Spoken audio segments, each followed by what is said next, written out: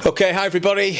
Obviously you know me, I'm Chris from Ben Rose Estate Agents here in Longton, and today I'm joined with our head photographer Aaron and the Chief Valuation Officer Simon, and today we're going to be talking about all things marketing, the market as a whole, and we hope this video, it's an informal chat, will just give you a bit more insight as to what we do, what the market's doing, and help you if you're considering buying or selling. So Simon, I think you wanted to kick things off. You were talking earlier about Chris Watkin and a recent stat. Yeah, I like Chris Watkin, and I think he really does provide some fabulous insight and information into the market. I definitely follow him all the time, and I love seeing all the bits that he sends forward. It's really, how can I say it, honest and just realistic sort of advice to give to people.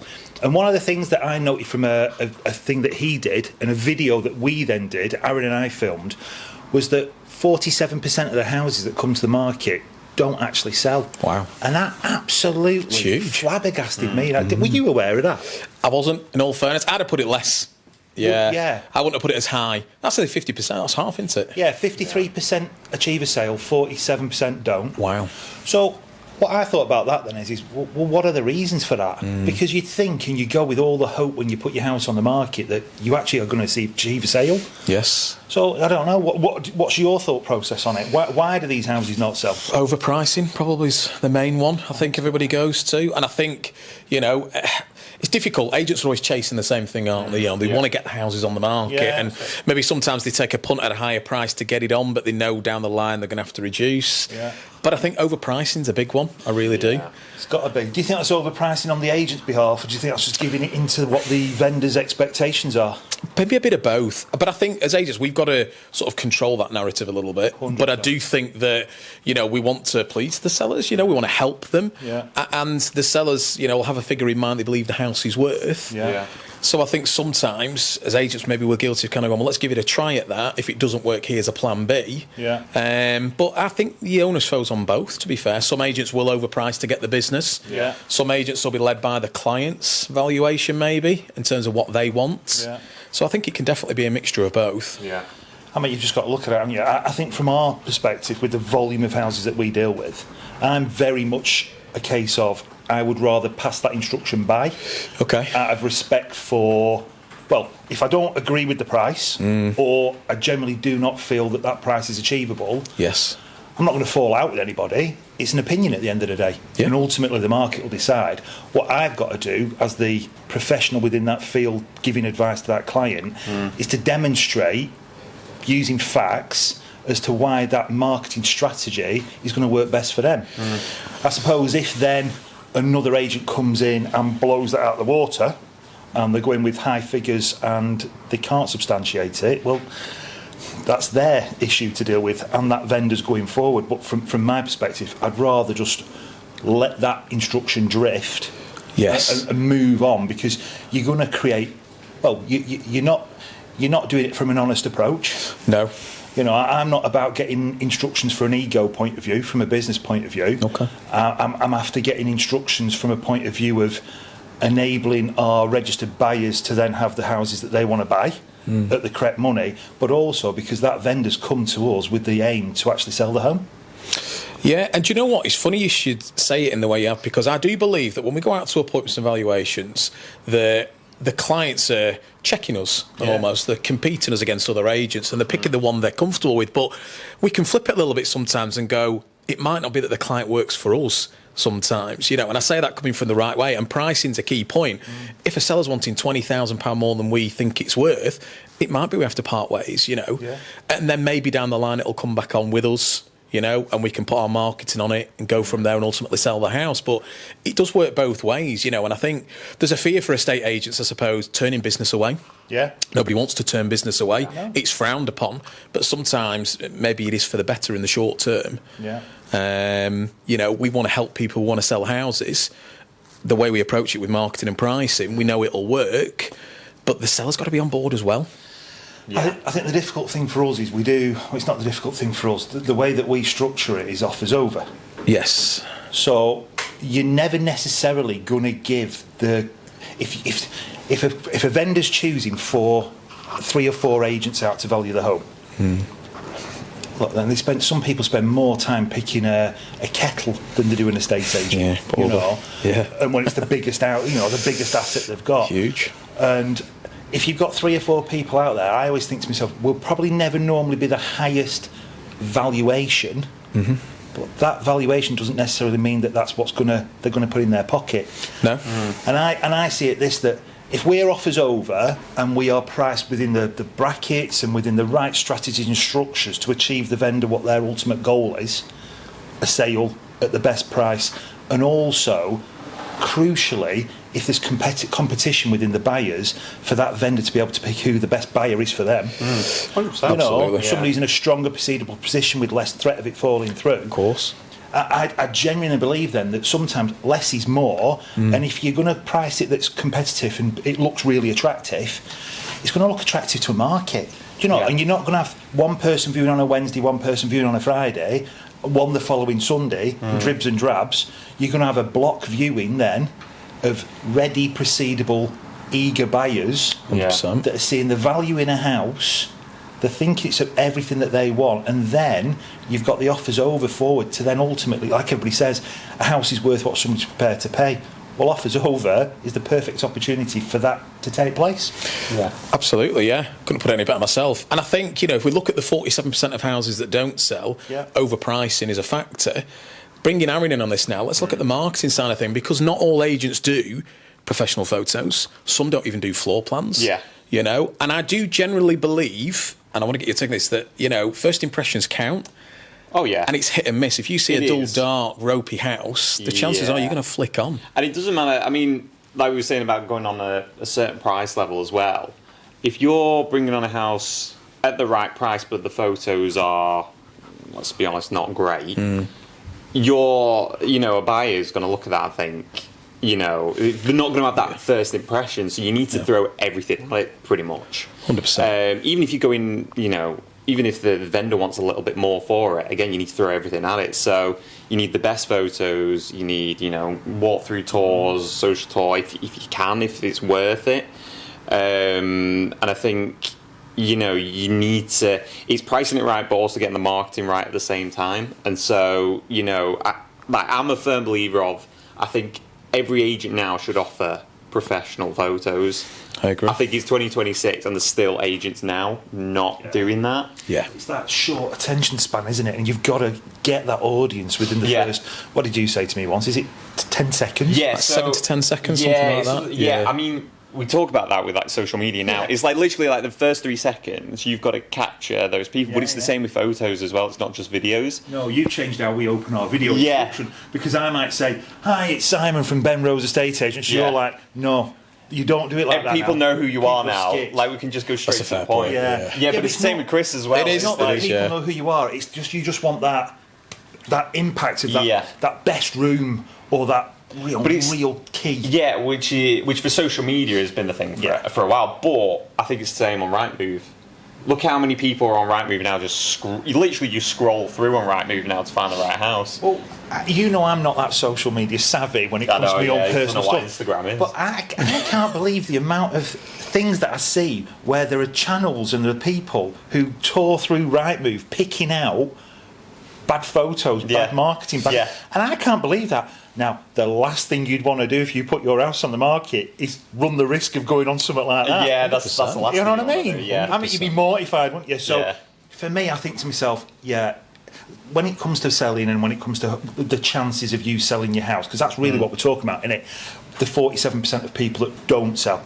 So we know about the price, and we always know that price, you're always going to try and want the most money, but then you've got to, all the heavens have got to align with everything else you do. It's not just the price. Yeah.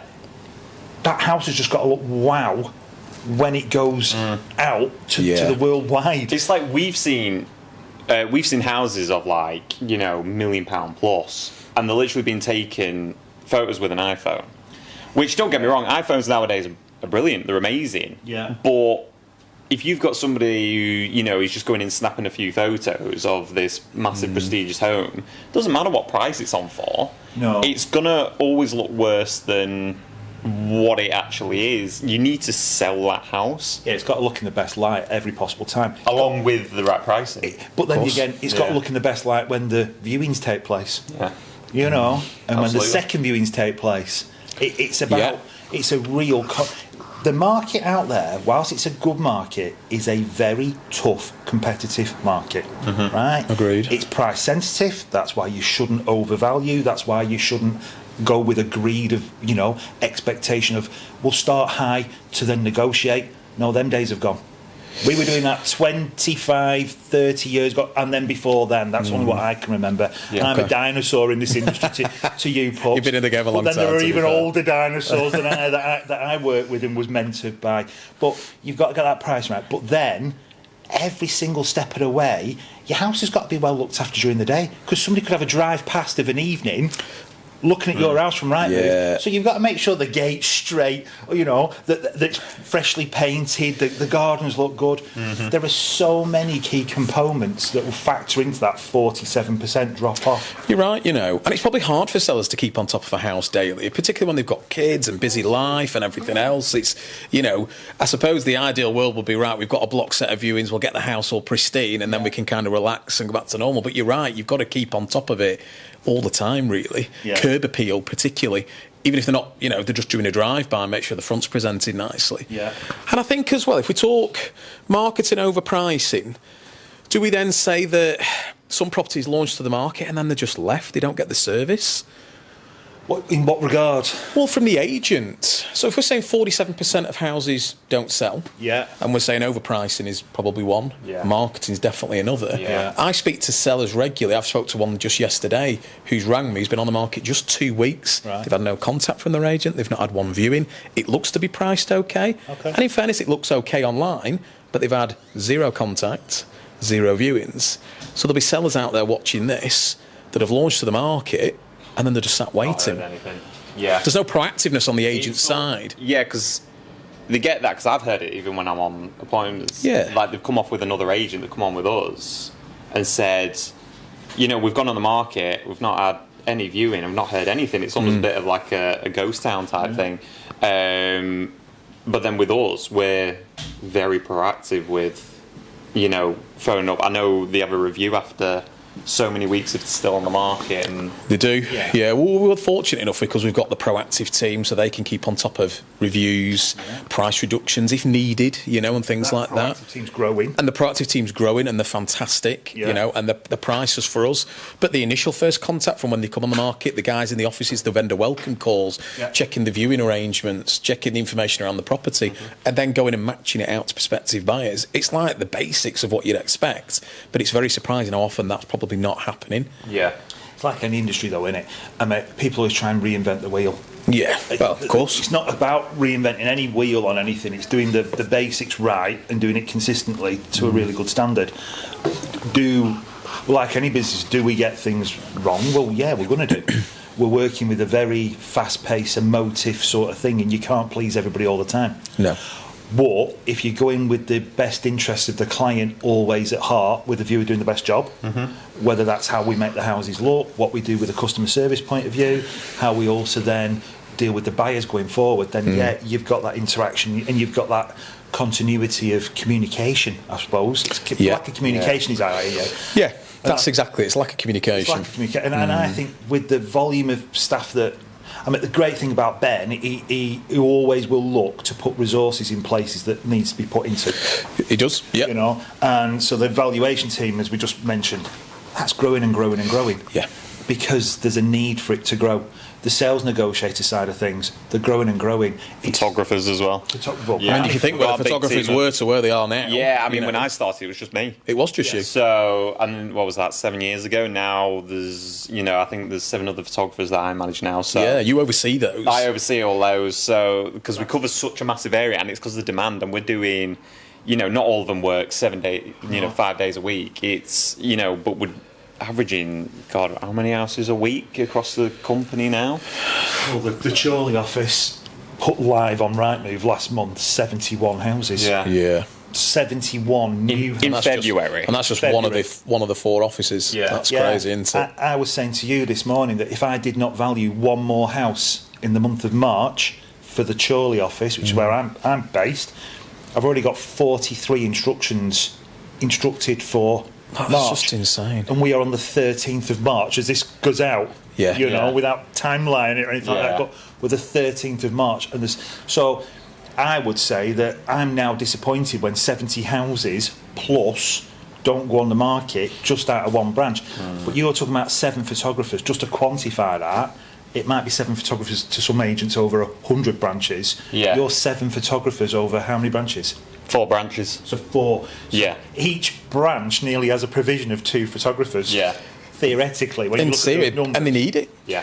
But I think that pool of photography, we were just saying this morning, I can see we are the amount of, not the bespoke video walkthrough tours that we do, because obviously we can discuss that in a minute. We will. Yeah. But the key thing now, linking back into this social media, are these 30-second iPhone video tours that we do. Okay. And the thing is the impact on them has been so big. Yeah. Every house that I'm going to, they're going, will you do me one of them iPhone tours? And these, I'm hearing it more in Longton, and Aaron's right. You know, he always says when we do the videos, and I'm guilty of like, you know, getting a long intro, and he's like, keep it short, sweet, and it's more engaging. Yeah. And you see Good that on point. the likes, the shares, Yeah. the comments. so we're doing now, like we've done videos for a while now, like all 3 Yeah. of us. Yeah. And we've always done these like big walkthrough tours, which are really great. They look really polished, very cinematic, great for the big houses. In particular, but now we're doing more of these like social media videos, but they're only like between 30 seconds into a minute. It's capturing that audience. Yeah, it is, Yeah. and it's literally we're doing sneak peeks now. Yeah. It's not even like a full walkthrough tour. No. It's sneak peeks showing off the front of the property, showing like say like a really beautiful lounge or a kitchen, then going out into the garden. It's like 30 seconds.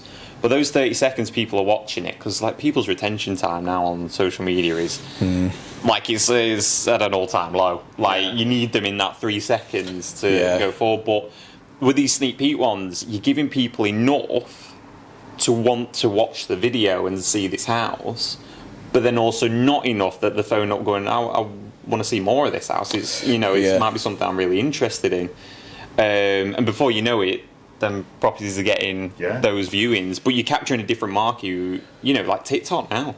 I know. TikTok are great for your first-time buyers. You haven't always got, like people in, who have owned a property for 40 years on TikTok. But your first-time buyers now, even if they're not buying now, and they're saving up for a property in a few years, they're all watching these videos and going, well, we could have something like that in a few years. We could, that's similar to our kind of budget. So very much you're getting a lot of people viewing these social media videos now. So you're going to need more. You will need more photographers at some point. Yeah, well, it's just me who does all the videos at the minute. So what we were discussing this morning is we now need more with a video provision. To work on that, because that is just going to grow and grow and grow. And I think it will. I think where we're at now, especially with videos and stuff and the demand, I think the demand's already high as it was anyway, but now, like people, like you'll know, especially over here in Longton. Well, we've talked a lot, and I know you'll have talked with Simon a lot as well, like the ideas, and sometimes I go a bit crazy with my ideas of what I'd like to do. And it's time, I like to... What was the weatherman idea?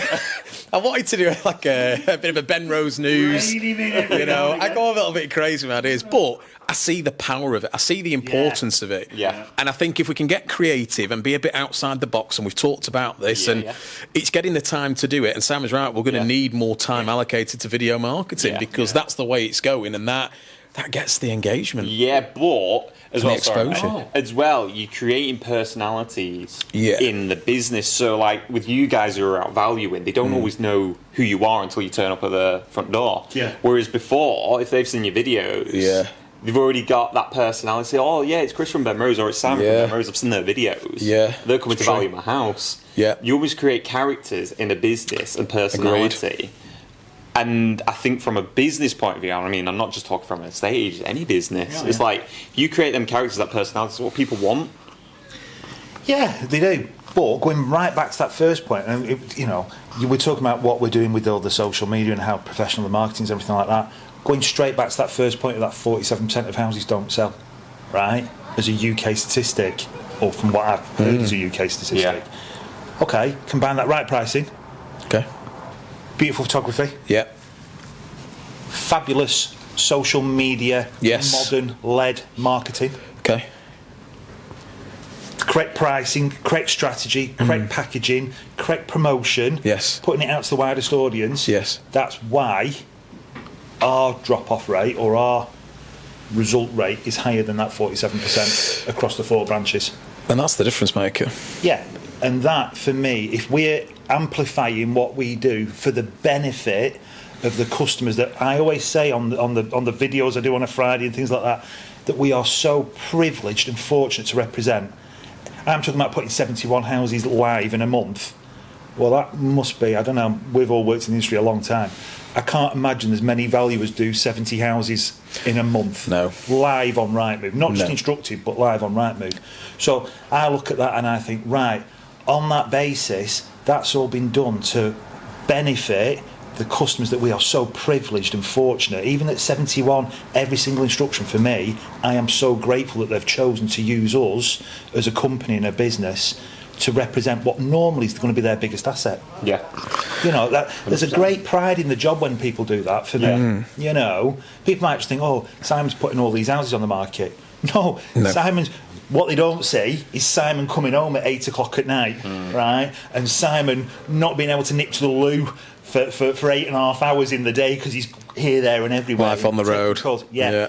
But I'll tell you now, the biggest thing and the biggest happiness and joy that I get in this job is when people say, thanks for everything you've done and we're going to move forward with you guys as a business. Yeah. You know, because I know that they're going to then be placed in really safe hands to then take that journey all the way through, not just a sale, passed over to you, passed over to your marketing team, really good level of service, passed over to the fabulous branch managers that we have, fabulous sales negotiators we have, get the sales agreed, the viewers who take massive pride in showing people around the houses, you know. So that's the team of viewers that we have to show people around on block viewings, just to explain that.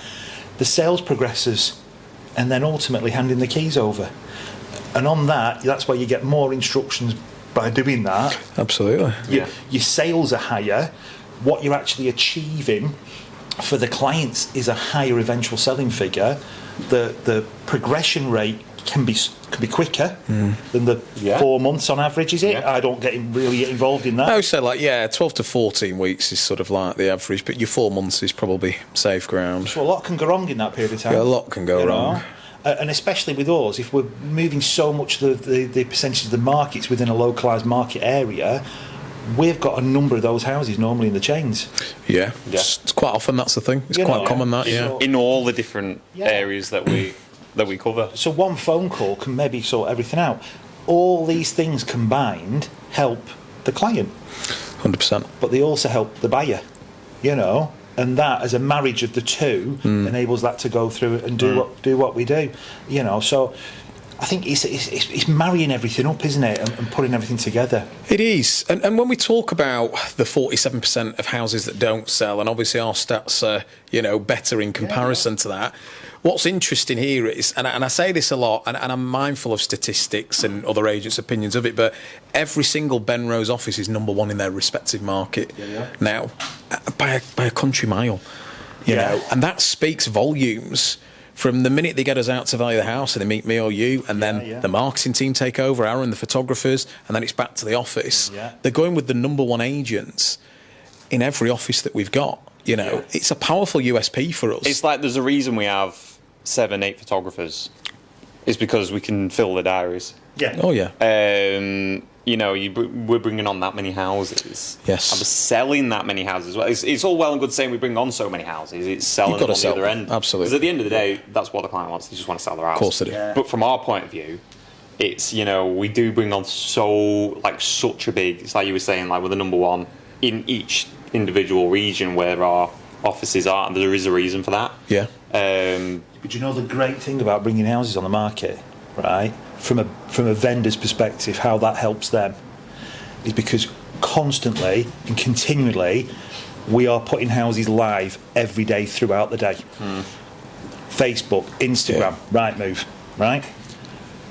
What happens then is the benefit then to the vendors is that every day, because these houses are going live, the phones are consistently and continually ringing with new buyer inquiries. Those houses bring forward buyers to register with us to look to buy their next home. And the brilliant thing that I think if I was a vendor looking to choose an agent now, I want to go with somebody who has a really good database of proceedable buyers, not because an agent sat in front of you on a 30-minute valuation trying to win your business and saying that they've had a morning meeting this morning and there's a list of 4 people who'll view this house. I remember those corporate days. I remember them corporate days, mate. And will I ever go back to them? Hopefully never, right? But because of that, when a house does go live, it means that straight away there is a receptive audience that are waiting to then book a viewing.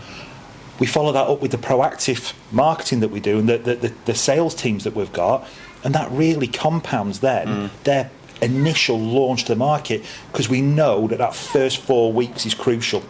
If you do not sell your house within the first 4 weeks, or you don't achieve an acceptable offer within the first 4 weeks, your chances of then selling get even worse than that 47%. It drops off again. It's such a small window, isn't it? Massively. It's crazy. Yeah, because you think about it, there's new competition coming on all the time. Yes. So for me, the key thing about what we do is the listings. From my perspective, obviously, because I'm from the valuation side of things, right? But I can see the pathway then that them listings bring by bringing them.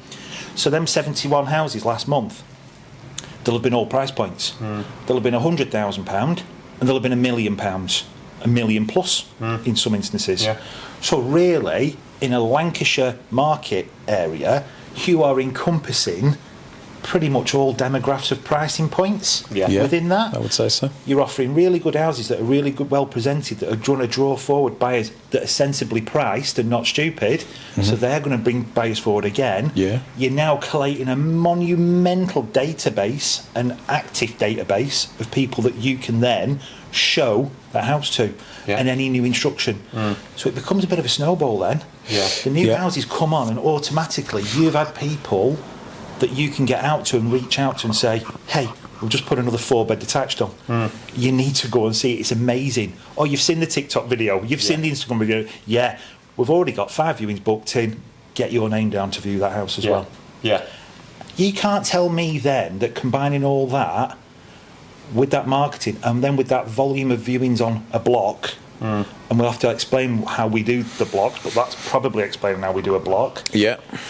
You can't tell me then that with an offers over approach to the right buyer at the right time, they will ultimately determine what they're prepared to pay.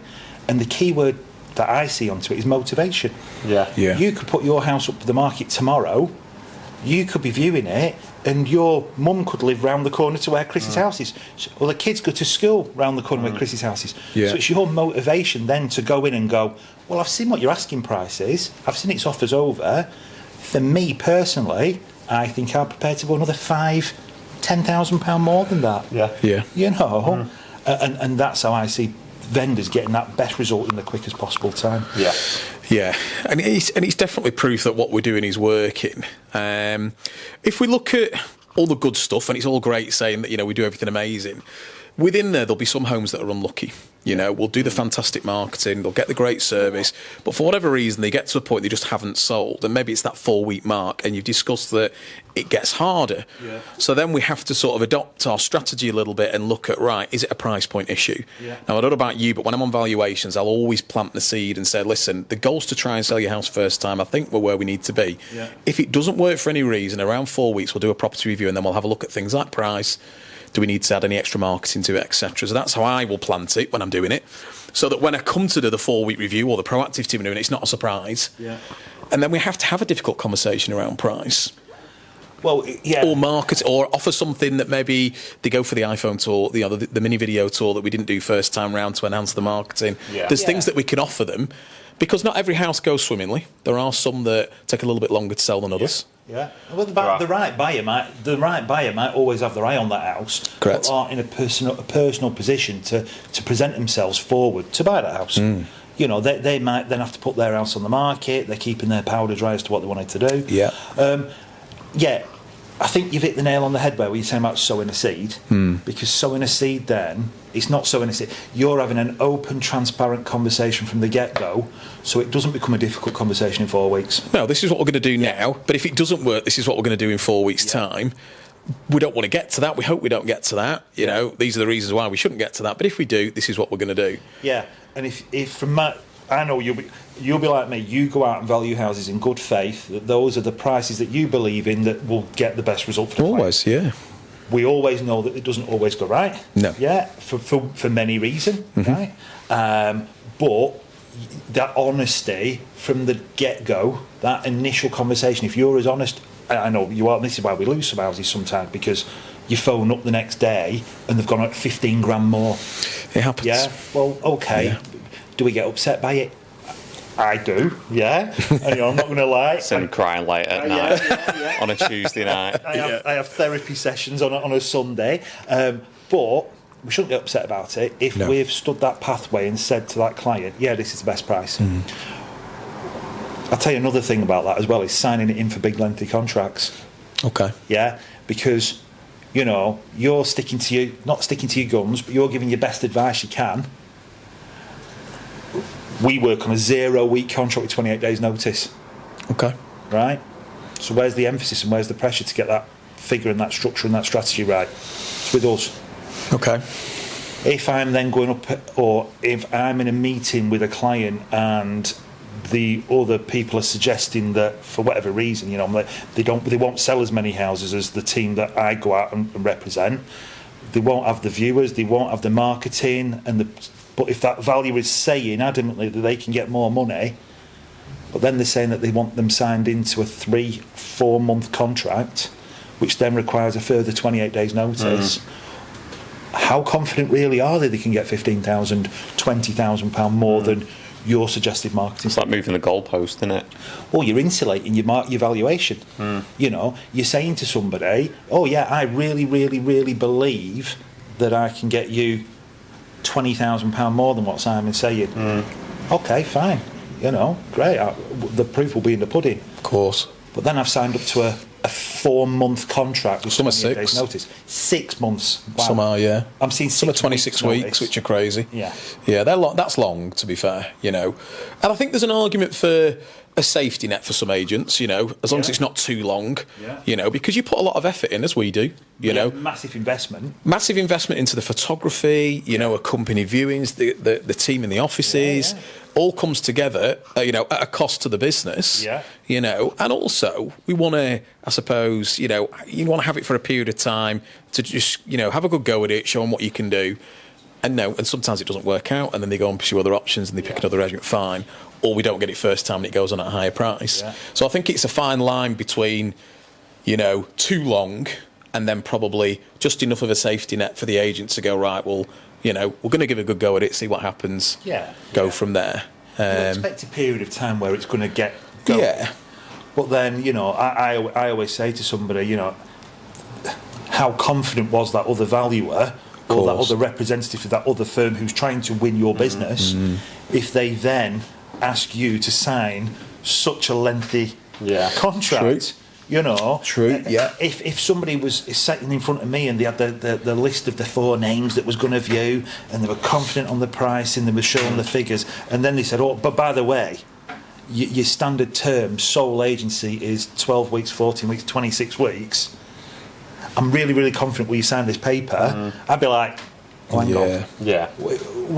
What am I missing here? And it's like I say, people are choosing agents sometimes quicker than they're choosing a kettle, a car, you know what I mean, a sofa. That, you know, it's done on that basis. It's crazy. And you're thinking, well, all right, I've got that 30-minute with the client. Yeah, there's the price. Okay, you know, I jump in my car. I'm never going to see that person again. It's getting passed over to the sales team. But don't worry, there's a 4-month sole agency agreement that in month 1 we're going to ask for a price reduction, month 2 we're going to ask for a price reduction, and it's like dropping a stone into a well when it comes to prices. Then once you start dropping, where does the splash? Where does it splash? There has to come a cut-off point. And again, go back to that planting the seed. I'll always say, if we have to reduce, we'll try and do it once and once only. Because you don't want to have to keep reducing, because that is just, you're going into bad terrain there. You're running mileage on the clock of the house being on the market. I mean, buyers are so savvy these days. Very savvy. They're looking at how long a house has been on the market for.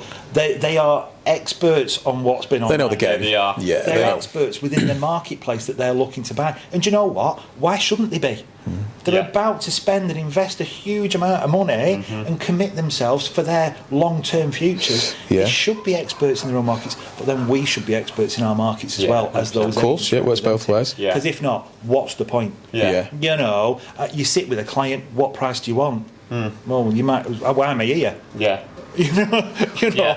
It's like they become an expert in each of our own fields. It's like you've got people who come to you and say, I love it. And if I've got a vendor who's really, and I'm sitting there having a conversation with a vendor who knows what's sold in the localised area, they know what they've spent on their house and what their expectations of getting a percentage of that back. You know, then for me, I will listen to their opinion all day long because I've been in that house for an hour.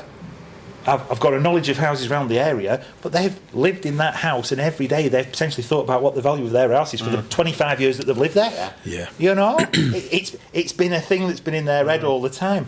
So you've got to give them that respect of their opinion. You know, but you've got to have the convictions of your own professional skills to say, hang on, appreciate where you're going with that. But there, or vice versa. I did a house the other day when I said, what are your expectations? We'd sold previously for this client. I knew they knew what they were talking about. And they said, well, we're thinking about £130,000 for the house. And I'm going, no, look, all the evidence is there to support this is about £175,000 house. You know, it's got to work. You know. Let's expand on that. That's a funny thing, right? And I've not gone off on a tangent, but I say, when I go out on my valuation, what's your expectations? You know, now that's frowned upon sometimes for valuers. Why? No, I agree. I want to get into this, right? So, if you watch all these like expert property gurus, you know, and training courses, they always think that the valuer should lead the valuation, which is to a point fair. But what's wrong with asking them what their expectation is? I do it all the time. And it's not because I don't know what I'm doing. It's sometimes, you know, I want to make sure I'm measuring up to where they are, I guess. You know, I want to find out what their hopes are. And then in that situation there, you're in a position then where you can go, no, it's more. Well, for me, I mean, you're in this for a long-term journey. So you've got to have that trust, respect, and mutual respect between the parties, because if not, you're not the right fit as agent and vendor to start off with. You know, some courses say about the valuer should lead the conversation. I'll tell you now, well, my figures will be that there's pretty not many people that can touch what I list. If I had the book of value in front of me and it was a design sheet, I'd rip it up and throw it in the bin and go, listen, everybody's different. You know, you do it to your own way and what works. And if you're listing 70 houses a month, the value of book's irrelevant. Do you know what I mean? It really is. Well, do you know what? If the valuer's leading the conversation all the time and telling, well, then they're doing that. They're telling. And do you know what? People don't like to be told. No. Especially nowadays. No, people don't want to be told what it is. We're not 5 and we're in school and being told how to use a knife and fork. If you can lead somebody the way and show them that it's maybe the wrong pricing point. But you know, it's got to be there. And it's like I say, if your pricing point is there and the vendor's pricing expectations, because we have dealt with people that are adamant their house is worth this, it's the best on the street, they're going to get that. If you're there and you believe genuinely you're there and they're there and you cannot bridge that gap with an offers over within a realistic what you would expect to go over an asking price, which normally I find is 10 to 15,000, but it's individual then on that basis. If you can't bridge that gap, the better agent is the one that says, I'm sorry, I can't do it. I agree. Right? Than one that goes, do you know what? I've got to report my figures this weekend. Yes, sir, we will stick that house on that market at that. Drive away and then go, that's never selling. Well, why? And it causes them problems then, you know, because the market expectation of the value of that street shifts. Because then everybody else on that street who thinks they've got a better house than that person that's gone on is now expecting more. And what you're doing is you're causing yourself a problem, because you've now got to go into that other house and say, well, I didn't believe at that price. Well, where's your credibility there? And it is credibility. And I think it makes us more human. I really do. You know, in my early days, I was guilty of following the script probably to a point.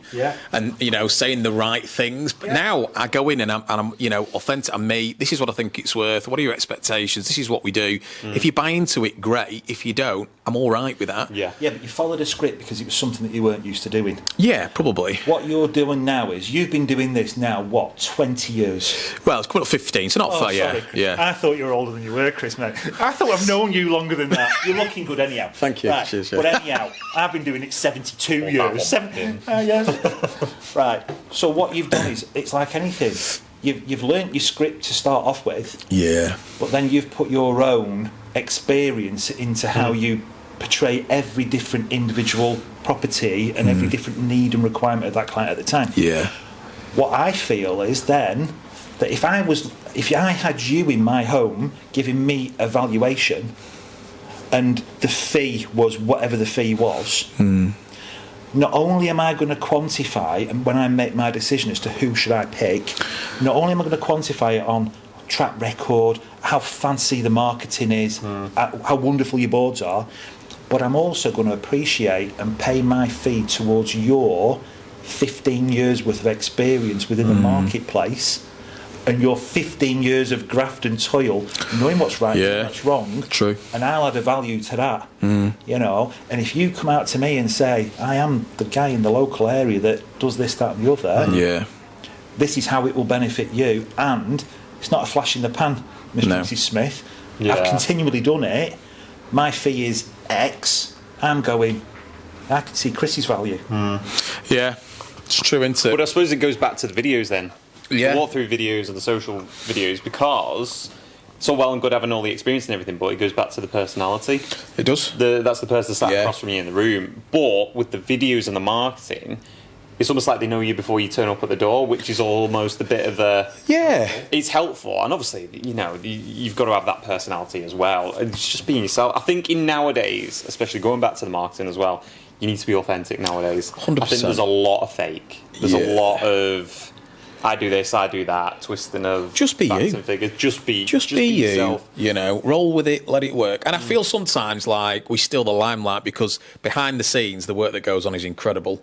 Like we do, the photographers and the videographer, particularly Aaron, doesn't get praise enough for the editing, the time it takes to get it all ready. You know, don't get me wrong. Me and Simon, we've got to get our script together. We've got to get across the key points of a house. But I suppose the intricacy and what goes on behind the scenes, we talked about getting some coverage, haven't we, doing like a behind the scenes? Yeah, which we have done little bits of, but again, just because we are so busy, it's getting the time to get like the additional stuff out, because we're bringing on so many houses and I'm photographing so many houses and doing so many videos. I need you full-time video. I know, well, it's getting to that point. So, but yeah, I mean, going to the walkthrough videos, because I mean, all three of us, we do them. I film them all. These two present pretty much all our videos now. It's either load of videos. Pretty much, I think, to be fair, yeah. You know, we've been doing them now for how many years? Me and you have been doing it probably about 4 or 5 years. No, a bit longer. I remember the first one we ever did. To this day, I remember the first one we ever did, right? And then we were thinking, oh God. And then it just went off. It went off, yeah. I mean, like, we've been doing it the past couple of years. Since you've obviously come over into Longton as well. But we do them, like, on our bigger houses primarily, purely because of the time it takes. Time and shit. It's because these aren't just quick, like, iPhone videos. These are, like, proper cinematic, polished videos. Yes. And the reason we do them is... because especially when it's a house of a certain value or a certain like uniqueness to it, I suppose, you need to throw everything at it.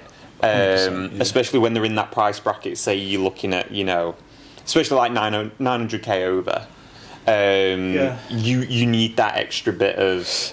I say that exactly that. You know, it's like that extra level of, you know, I say luxury coming from the right way. All the houses are important, but when you're spending £1 million. It sometimes can be a little bit different. Yeah. You know what I mean? Different audience, different properties, you know, and we've got a lot to get across. So the videos that can sometimes be 3-4 minutes, maybe sometimes more, are very in-depth, going through everything, you know, but we need that extra layer of marketing to showcase those kind of homes. And again, it's going back to your personality, because it's a presenter-led video. It's one of you two, and your personalities talking about the house, what you like about the house, what you might do with the house, you know, and showing off things that, you know, people might not see in the pictures or the description or whatever. And it's tells a story almost, doesn't it? Yeah, in a way. it is. And I think because we've been doing it for so long now, we've kind of perfected our format. I mean, there are other agents that do it, but they do it their own way. We Everyone's do it our different. own That's way. okay. Yeah. And like, Good. So, I really like I love watching other people's videos. I mean, there to watch it sometimes, you get ideas, and it's like, oh, I like the way they present that. You know, I mean, in Australia and America, it's a massive, huge. But they have like a team of people, And they're charging 5% fees. yeah, Yeah. their fees are astronomical. There's a difference. Coming soon, 5% fees. Yeah. And a video production team. Yeah, Which video they- production. You know what? You joke about that. We should be. We should be more than what we are. We Yeah. down talk the value of what we do as an industry. Not we, but it's played down to fees are so 1%, 1.5% in some instances, in some areas. But yeah, in different countries, 5%, It's crazy. 3%, or whatever it might Yeah. be. Yeah. You know, and really? And they don't even quiver it. It's like non-negotiable. Like there's no. The buyer's It's a paying as done well. thing, and then the buy. So you think like that's phenomenal territory. Benrose, Florida. Yeah, That's what we need yeah, to Ben. If you're open. watching this, Yeah. yeah. My mum- Relocation Based in that allowance. office, that'd be Yeah. quite My nice. mum Yeah. flies out there next week. I think we'll get her to start scouting the area. Fantastic idea. See if there's any lots available. Any nice offices, and I'm Yeah. quite happy, you know. Yeah, that'd be quite nice. What's your thoughts, Aaron, on agents that charge for marketing? Because we don't charge for our marketing. No, I mean we don't charge for our marketing. It's part of the package. But I think some agents do charge because they don't do it on every property.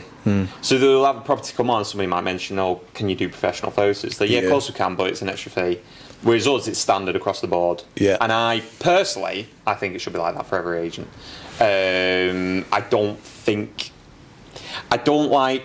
think it should be part of the package nowadays. I don't think agree. it should be an add-on. Yeah. But again, I suppose it comes back to what fee are they charging the customer. It's also the ability that, I mean, if you're going to have an outsourced, normally it's outsourced, isn't it? It's pretty much, because I'm in-house. You're And all the in-house. photographers, I mean, we do have a few freelance photographers who are brilliant and amazing, but we do have a couple of photographers who are contracted and in-house to the business. That enables us to have the provision to do. But Yeah. if we were outsourcing out, then the decision would be then, do we pay that to that company? Yeah. Or do we get the client to pay to that company? Yeah. So really, by bringing it all in house, we take that conversation away. Yeah. Yeah. You know, we're not going to say, "Hey, we'll put your house on, and by the way, before I go, can I have £500 for your marketing?"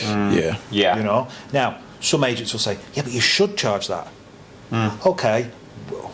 With my understanding, and it's you know, is that we want it all included so that everybody is able to present their house in the best possible light. Yeah. One dead quick thing you talk about big houses. One of the things that I love is that I could put a £150,000 house on the market, let's say myself, and you could put your £2.5 million house on the market, and pretty much you are receiving pretty much the same level of presentation. Obviously, they're missing certain factors as bespoke videos, that sort of thing. Of course, you know. yeah. But I love it because I think everybody knows that when they put their house on, we're not shoehorned into the £1 million plus houses. No. We're not shoehorned into a different style of other house, a lesser value house. Yeah. And that goes back to putting the volume of houses on at the different price range we've said before. It's a wide variety, It's isn't everything it? for everyone. Yeah. If you want a £2 million house, I can get you a £2 million house. You want a 250 grand house, I'll get you I can get 250 grand house. if you want a £50,000 one bedroom studio, we can find you one of them. Yeah. And that for me is having a real diverse, and also then it doesn't affect us if the top end drops off or the lower end drops off. We've pretty much got the upsizers and the downsizers continually going through. Yeah. So it means we can provide a consistent level of sales and Agreed. selling experience for people. Yeah. So I've just seen your watch, and I think you're going to have to shoot soon, As aren't you? always, my time. I have my Ashley, my assistant, will probably Yeah, it's, my phone. I mean, it's nearly 10:30 now, and it's... I think we've covered a lot today, to be fair. I think we've had a good... And we'll try and do more of this. It's hard getting us all in the same room because Aaron's very busy, Simon's busy, I'm busy. But it'd be nice to do more of this. Yeah, I'd love to do more. To give you more insight as to what goes on behind the scenes, the market, etc. So I hope you found it useful. Thanks, guys, for coming over to Longton. I really appreciate it. No, thank you. All right, and we'll see you again soon.